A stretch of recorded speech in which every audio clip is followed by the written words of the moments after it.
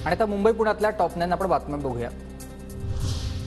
अत्यावश्यक सेवेतील कर्मचाऱ्यांना इलेक्शन ड्युटी नाही, डॉक्टर नर्सेसना निवडणुकीच्या कामातून वगळणार, मुंबई उपनगर जिल्हाधिकारी राजेंद्र क्षीरसागर यांची माहिती। मुंबईतील 1000 घरांसाठी ऑगस्टमध्ये सोडत निघण्याची शक्यता, निर्माणाधीन प्रकल्पातील घरांची म्हाडा उपाध्यक्षांकडून पाहणी। शिव उड्डाणपुलाचा पाडकाम परीक्षांमुळे लांबणीवर, 12वीच्या परीक्षा संपल्यानंतर पाडकाम सुरू करण्याचं निश्चित।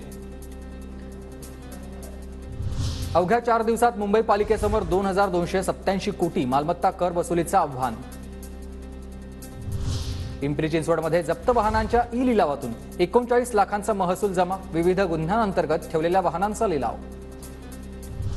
पुण्यात जिल्हा निवडणूक प्रशासनाकडून अधिकारी कर्मचाऱ्यांच्या नियुक्तीचे आदेश, 8382 मतदार केंद्रांसाठी 33528 अधिकारी आणि कर्मचारी असतील। तिथीनुसार शिवजयंतीच्या पूर्वसंध्येला शिवनेरी गडावर दीपोत्सव, सह्याद्री गिरिब्रह्मण संस्थेच्या वतीनं दीपोत्सवाचं आयोजन। पुण्यात धुळवडीला 1301 जणांवर कारवाई, लोकसभा निवडणुकीच्या पार्श्वभूमीवर शहर पोलीस दलाचा कडक बंदोबस्त।